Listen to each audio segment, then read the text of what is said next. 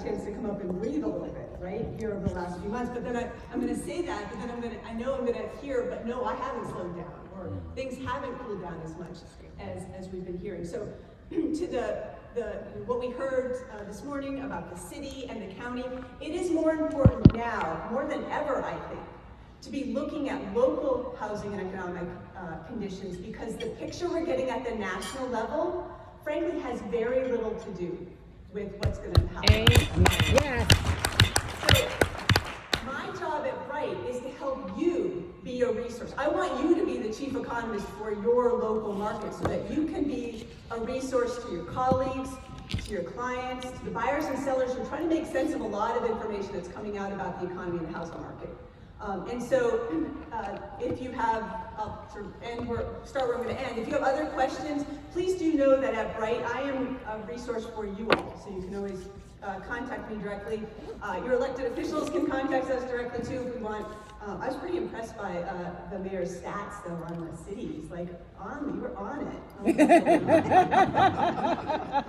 So let's talk about a little bit where we've gone. So I'm presenting data just so that some of this data is for the Baltimore metro area. So at Bright, we track the Baltimore metro area, and it includes the city and the county, but it also includes Howard, Hartford, Carroll, and Anne Arundel. So just so we know, and I think it's important because we do operate on a regional basis in terms of the housing market, and a lot of the trends at the regional level are pretty comparable to what we're seeing both at the city and the county level.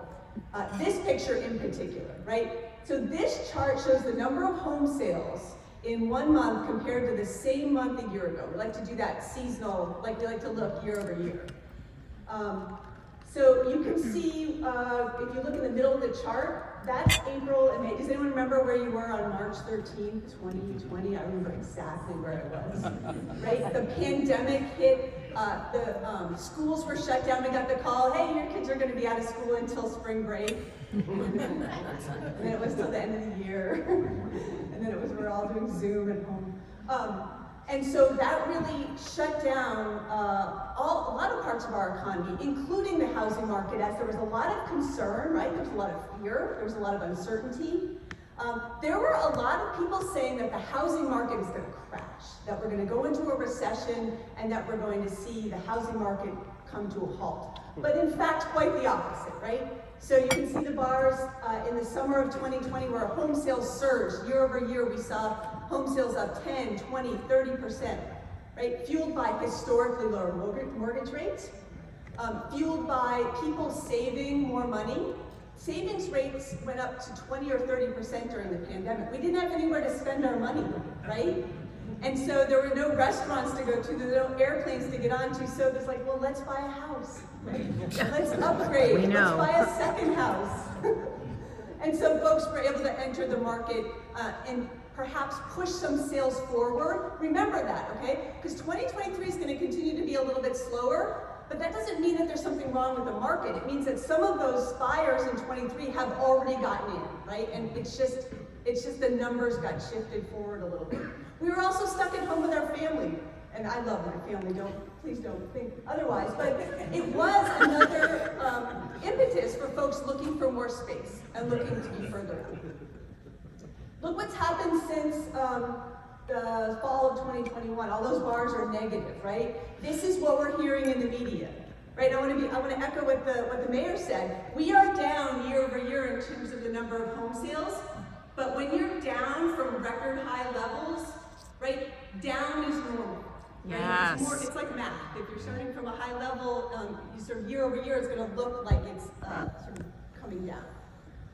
We saw that home sales began to slow because there wasn't anything for folks to buy, right? Yes. If there had been more inventory on the market, we would have seen more home sales. 100%. This is where I'm going to start to be a little bit more, not pessimistic, that's not the right word, but we have seen the impact of fast rising mortgage rates and affordability challenges in many parts of the region really shut some buyers out of the market, maybe temporarily, maybe for a while. And so as we've been seeing home sales slow more significantly over the last couple of months, it really has to do with those rising rates. I do want to emphasize, though, that we've heard that inventory is starting to rise. In fact, This chart is so, so weird to me, right? So this is the number of active listings across the Baltimore metro area at the end of the month, and it compares it to what it was last year. Look at the dip there. Inventory was down 50, 60% year over year during the pandemic. Stuff wasn't staying on the market long enough, frankly, to be calculated in my statistics, because I did it at the end of the month. So if it came on the market on the 5th and it was closed on the 25th, I never saw it in this data. So this even understates how fast inventory was moving. In November, we saw that inventory was up 18% year over year. That is primarily being driven by the fact that new contract activity has slowed, not because sellers are banging down your door to list their house for sale, right? This is because homes are sitting on the market a little bit longer. Inventory is still less than half of what it was 3 years ago. Yes. I'm sympathetic to the mayor who is looking for a house. There are half of the number of homes available for sale if you were looking now compared to where you were looking 3 years ago. So if you are working with prospective buyers and they think that maybe they have the ability to wait or on a house or to take their time, that is true now more than it was before. Buyers have a little bit more leverage, but it is still a seller's market. And again, if you have sellers who think that they can't list their home because there are no buyers out there, because that's what they keep hearing, the fact of the matter is if homes are priced appropriately, homes are selling in 5, 7, 8 years. So I think, and again, I said to Alex, I'm not going to be, I'm not a cheerleader, but the fact of the matter is I think there's an opportunity for all of us to be a resource for dispelling some myths that frankly are sort of front of mind for many people. Yes. Because this is months of supply. I had to go back to 2012 on this chart, so 10 years. Typically, between 4 and 6 months of supply is what we call a balanced housing market. What a balanced housing market means, it means that sellers can get a fair price, buyers can make a decision, outside of the driveway, they can go home and think about it. And that prices are rising more in line with incomes as opposed to rising much more quickly than incomes. The blue shaded area is 4 to 6 months of supply. We're not even close, right? We're not even close. Now these are sales of this is existing homes. The BrightMLS mostly has existing homes. We have only a little bit of new construction. And the new construction inventory has expanded in some markets, but we're still far below where we would be for a balanced housing market. The city of Baltimore has actually seen the fastest run up in inventory. However, we're still at 2.1 months of supply in the city. We are less than a month's supply in Howard County, Harford County, Baltimore County, just above a month of supply. That's weeks, right? That's weeks of supply. And so the extent to which there's a change in the housing market, it is certainly changing, but what we're moving from is a very frenzied, fast-paced market to maybe something that is a little bit more typical. But we're not there yet. We're not at that balance level yet. Prices are still rising, right? So this shows for the region, the median sales price year-over-year change. You can see back in 2020, 2021, home prices were up 12, 14, 16, 18% year-over-year. Fueled by very low mortgage rates, by a lot of demand in the market, and by relatively low inventory. Price growth has fallen, right? And you'll see some headlines that will say prices have fallen. And then you read the article, and they're saying, no, it's price growth that's fallen, right? The year-over-year change in price appreciation. Home prices up a little over 2%, 2.5% in the Baltimore region. Guess what? That's the long-term average annual price growth in the Baltimore area is 2.5%. We want 2.5% price growth. You know why? Well, you guys know why, right? We want 2.5% price growth because that steady price growth brings a return to the homeowner, but it also allows there to be a wave of home buyers that are coming up, right? If home prices continue to rise at 10, 12, 14%, we wouldn't have any buyers down here because incomes aren't going up 10, 12, 14%. We want home prices to become more stable, and that's exactly where we're headed. We are going to see home prices fall from their peaks. You're going to see that news headline as well. Home prices falling from their peaks. Can I tell you a little secret and something you probably already know? Home prices always fall from a peak in the summer to the winter. So when they talk about prices falling from the peak this year, They do that every single year. And so this is important, right? And I'm not saying there aren't changes going on in the market, because there are changes going on in the market, and we are seeing a contraction, but we're seeing a contraction on both sides. Back in 2008, was anyone working in the market in 2008? And you're still here with us in PTSD of 2008. Back then, there was a huge contraction in the buyer side, right? But the seller side surged. Right now, what we have is a contraction on both sides of the market. So those who are still in the market are frankly finding it still a little bit competitive, okay? And so I think that's how we need to be talking about this market. The thing that's going to be a challenge in some markets is that we have seen home prices run up pretty significantly. I've sent them away already. We can see that home prices have gone up pretty significantly over the last 3 years, right? And so in Baltimore, the city is still a bargain at $220,000 in terms of the median sales price, but that's up 37.5% over the last 2 years. Right, you bring amenities, you bring activities to the city, you make people want to live there, there's going to be greater demand for homes, and that's exactly what we've happened. 3-year price growth, and one of the reasons why we've seen prices rise so quickly is we've seen mortgage rates very low during the pandemic. Mortgage rates, though, have begun to rise. The dark blue line is the average on a 30-year fixed rate mortgage. We went over 7% last month, which was like this psychological barrier because no one was talking 7 back in the early days. We have since come down to 6.5%, and it varies a lot. I know we have lenders in the room, and it varies quite a bit. As you all know, 6% is a pretty typical historic rate on a 30-year fixed rate mortgage, sort of typically. We are in a period of having to re-educate, reset expectations for those folks who have only been in the market the last 2 years and have only known sub 3% mortgage rates. This is a great opportunity to kind of re-educate folks, talk about expectations, and we're already starting to see expectations be reset. 6% is going to be the 6 handle on the mortgage rates. This is where people, look, the 5 stages of grief, right? Depression. We are at we're getting to acceptance. And there's going to be ways that buyers are going to be back in the market, but I do think this 4th quarter, we're going to see the slowest 4th quarter since 2015 in the region as people are taking this wait and see approach. That's okay though. Let's all catch up until we head into the new year. If you want to watch and see, if you're going to ask at some point where I think mortgage rates are going, and I'll tell you where I think mortgage rates are going, I don't really know though. So I think that we will probably, rates like scurried up, like they leapt up, but they're going to tiptoe down. Okay, right? So we're not going to see them come down as fast as they went up. We're not going to see them at 3% anytime soon. We don't want them at 3% anytime soon.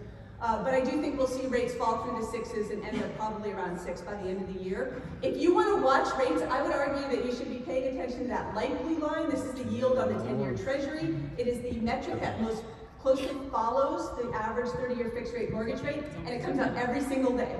So if you want to be that guy or that girl, you can be the person who knows what the yield is on the 10-year treasury every day. And there, right now, that gap between the 30-year fixed rate and the 10-year treasury is wider than it, quote unquote, should be. So that's why we should expect that gap's going to narrow and that rates are going to come down. But it is those higher rates that have been really stifling the housing market and eroding buyers' purchasing power. And this is one of the things that we need to talk with our sellers about, right? That just because their neighbor down the street got X dollars for their home doesn't mean that you're going to get X plus 10% now, because buyers are facing a very different environment. Over the last year, home prices have been up 3%. Buyers aren't shopping a home price, they're shopping a monthly payment. And monthly payments are up 54% year over year, the combination of rising prices and rising mortgage rates. A year ago, you needed about $57,000 to qualify for the typical, to purchase the typical home in our region here, and now you need about $87,000, right? There are a set of buyers for whom they have missed the market for now. They're going to have to save more money.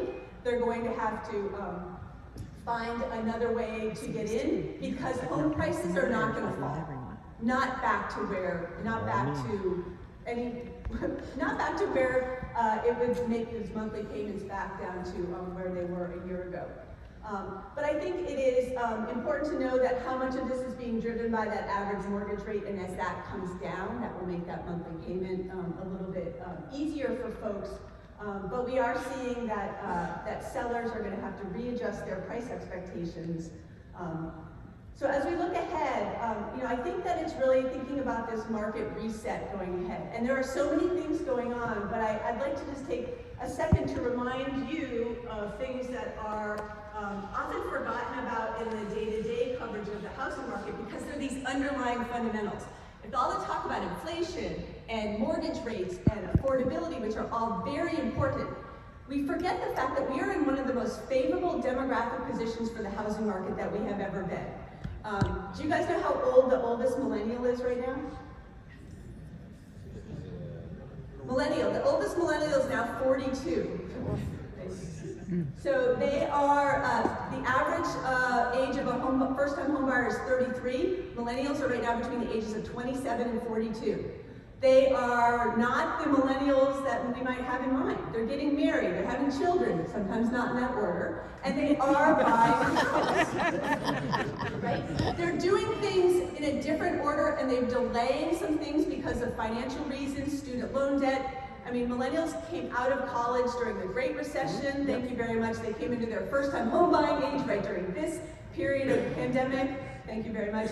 Like, this has been a tough road, but the fact of the matter is there is a huge amount of pent-up demand for homeownership among this very large millennial population. And they're going to be in the market for 5-7 years, the rest of this decade, and they're going to be fueling strong demand. On the other side, though, guess who's in charge of supply? The boomers are in charge of supply, right? You guys are staying in your homes too long, you're tying down inventory. I'm being a little facetious, but we are in this demographic, sort of structural environment where supply is going to stay limited as the large population of baby boomers is remaining in their homes longer. At the same time, the other barbell, the millennials, are a big group of folks who are in the market wanting to purchase. So in my mind, I feel like we can't forget that the demand and supply fundamentals suggest continued strength in the housing market. 2030s, I think it's going to be a different game. Gen Z, it's going to be a different game. I do think there's going to be a different kind of housing market. But I do think we're seeing mortgage rates come down. The economy in the greater Baltimore area is relatively strong. Baltimore does better than some other places during recessions if we are going to experience a recession, which I think is, I don't think it's going to be a big one. I think it's going to be pretty soft if we do. There are some risks in the market. Affordability is still a big one. There are some places which really benefited during the pandemic, those Zoom towns where people moved far out during the pandemic.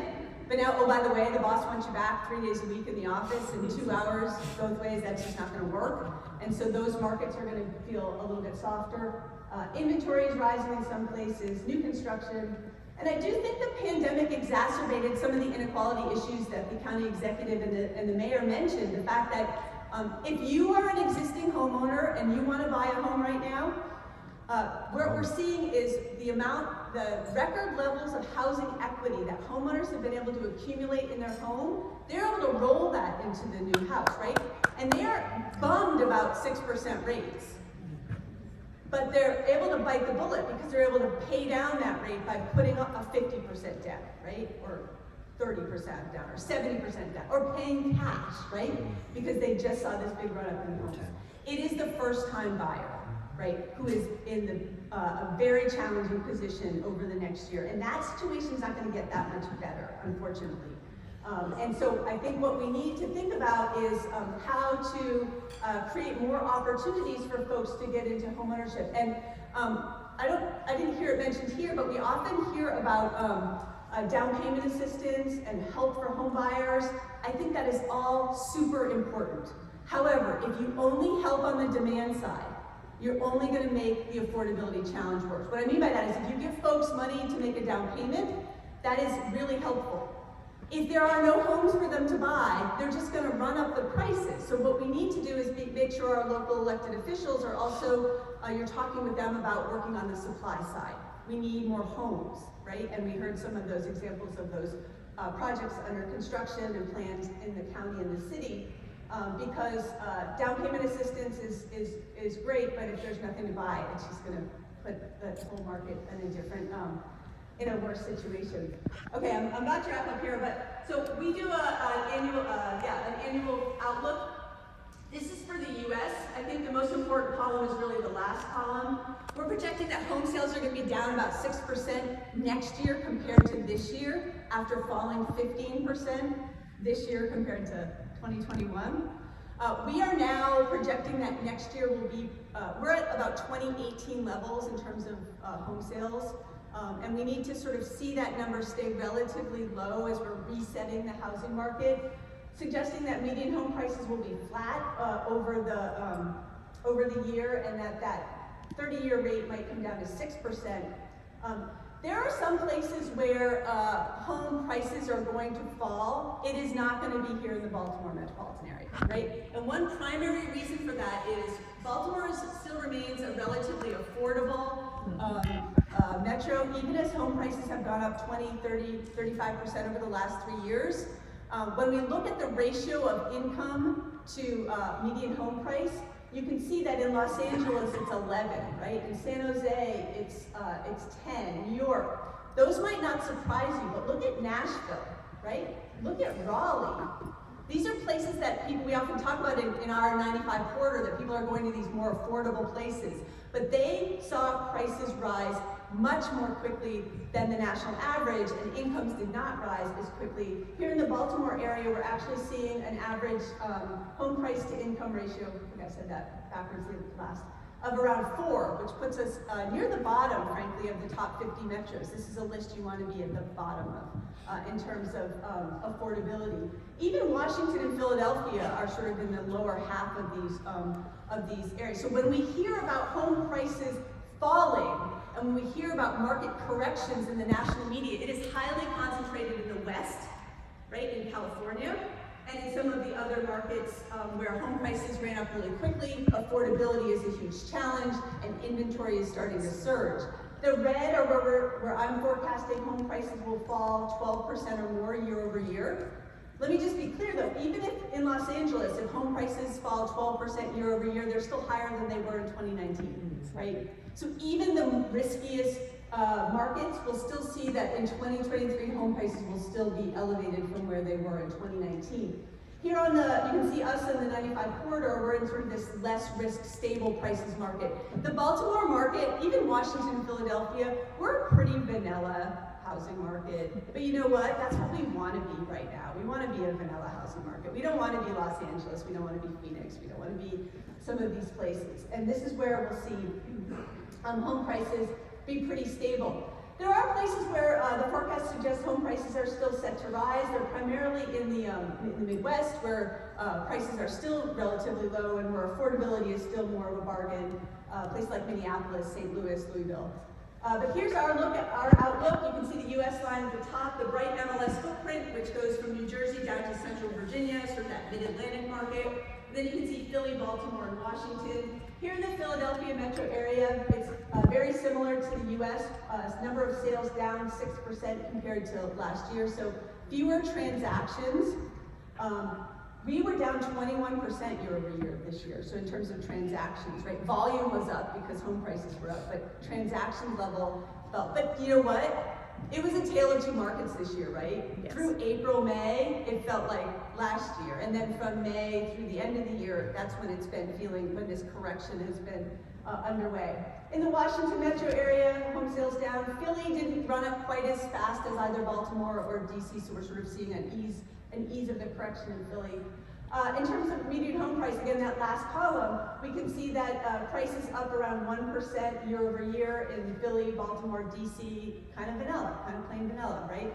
And so the idea is if you worry that somebody thinks, I don't want to buy now because I think prices are set to fall, there's very little to suggest, and I've looked really hard, right? I don't want to be the person who stands up here and says prices are going to fall, and then tomorrow the bottom falls out of the market. We've seen that And I tried to look at this every which way, and I just don't see overall where there's any risk of major price correction in the Baltimore region because of those strong underlying fundamentals. But in our region, there are some places that are at greater risks of price correction than other places.